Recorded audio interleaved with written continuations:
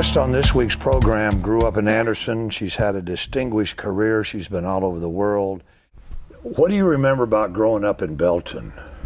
Wow, I have a lot of memories about growing up in Belton. We always lived out in the country. As you may know, Paul, I come from a very large family. How many? There was my mom and dad, my maternal grandmother, and I have 8 sisters.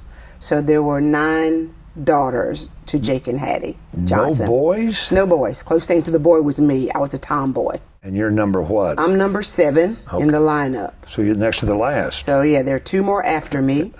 Was there the hand-me-downs? I'm sure. Oh yeah. But even at that, if Mama and Daddy bought us clothes, we were told to take care of them. We were taught how to take care of them. So there were no trips to the malls and things like that on a regular basis. I can remember us on Saturday nights. We all wore patent leather shoes to church. We would shine our patent leather shoes with day-old biscuits. And my mama made fresh biscuits every morning and every night. There was fresh bread every morning, every night. I can never remember feeling like we were doing without. Never. And I do sincerely mean that. I can never recall feeling cramped. So you go to BHP. Yep. And what did you do there that was significant to furthering your education as far as extracurricular activity? When I was in high school, I was in Air Force Junior ROTC for 4 years. My mom and my daddy wanted me to go on into the military after high school. Could have gone in with rank, but I didn't have an interest in that. And in my senior year, I was a cheerleader. I was always on the forensics team. I liked a good debate. The yearbook. Where did music connect with you? I was just born into it. I don't remember it not being a part of my life. Church? Definitely church. My mama and my daddy sang. There was always music in the house. I have said this in so many interviews over the years, but it's the truth.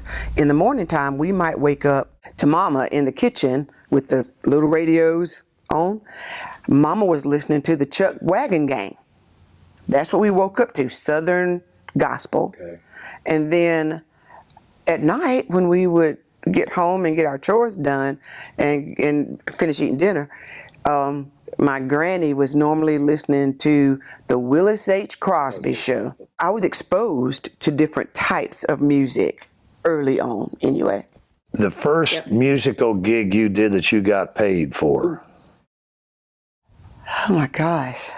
I'm inclined to say that it was probably a funeral, so getting paid from the funeral home. Yep. That's my guess. That would make sense. Because I sang and still do, when I'm called on at some of the funeral homes. At what point do you decide this music thing could be good for me and you basically take it on the road? Well, it actually came to me in around 1995. And I was a student at Tri-County Tech, studying criminal justice there. The department head of the criminal justice department, Lou Holton, he had gone to this new blues club that was in town in Anderson at the time. It's called Vintage Blues. And unbeknownst to me, he had told some of the guys in the band that I was a singer. So I got to sing with them in the club. But they called me up one night when he invited me to go with him. From that, it just really grew. And it made me a little bit nervous at first because I just wasn't accustomed to anything like this. So around 96, 97, somewhere in there, more things have been happening. I've been singing at more places. I've had the opportunity, let me just say, I opened up for B.B. King. I've been playing with the Austin Brazier Band. He's a local guitarist, so talented. He plays with Mac Arnold and played full of blues. Austin and I still play together to this day. So by the time some things like this are happening, it'll be probably 98, 99, I'm seeing that there really can be something to this girl from Belton who has no formal training, possibly going out and about. During one of those soirees was when I was invited in front of everybody to open up for the B.B. King show. It was coming to the Greenville Metroplex. And also in 1999 was the first time that I went abroad. Again, I had met Gary Irwin by this point, and he invited me to go to Paris, France with his band. Just like, I'm still amazed by that. Don't give up, don't give in. I can tell you, you're gonna win. How many countries have you performed in? I'm gonna say maybe 7, 8 altogether, possibly 9. And one of those Macau? Macau.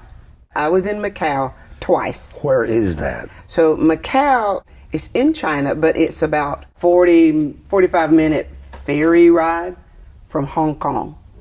A lot of people call Macau, which used to be a Portuguese colony many, many years ago. But a lot of people call Macau Little Las Vegas. It is bright, it is live, it is full, and it does not sleep. It is like, it's amazing. I was going to be performing for a couple of weeks, a place called Macau Soul.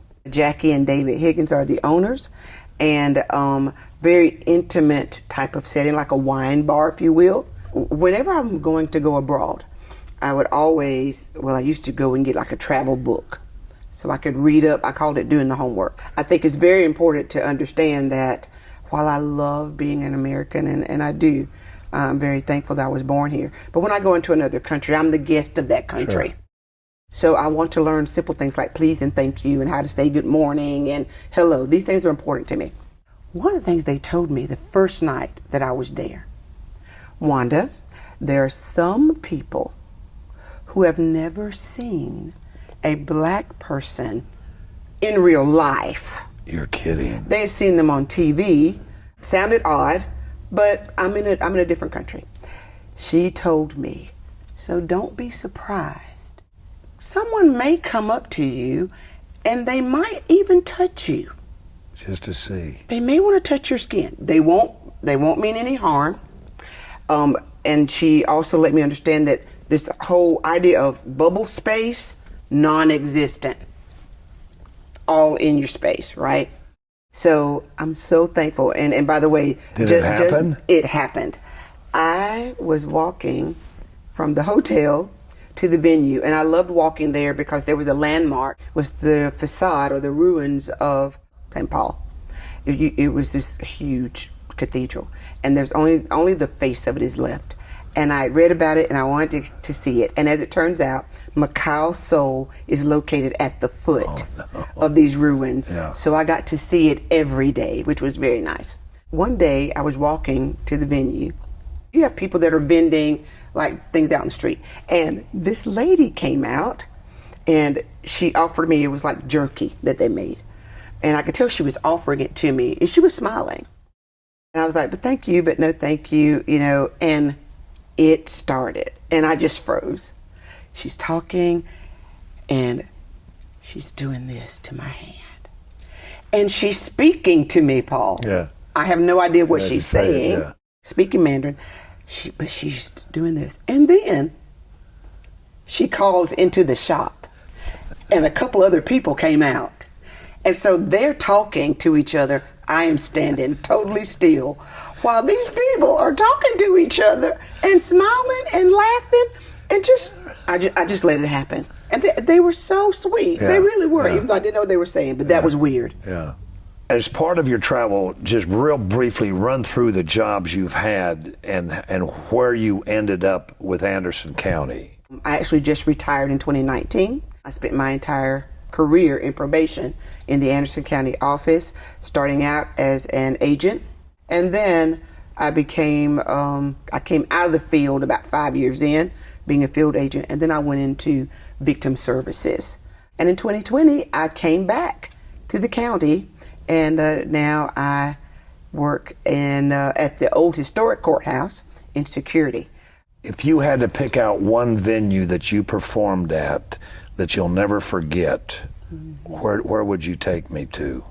I would have to say the first time that I went to Paris, only because I was just so in awe. This particular venue was Maxwell Cafe. Beginning of the year was 1999. It's no longer there, but it was located in Neuilly-sur-Seine.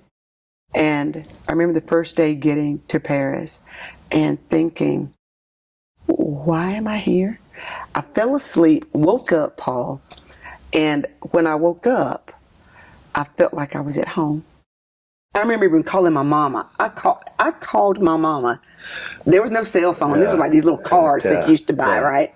I called my mama because I always felt like, most of my life, like I didn't fit. Yeah. And I called my mama and I said, Mama, I think I found where I fit. I feel like I've come like home. This is so strange to me.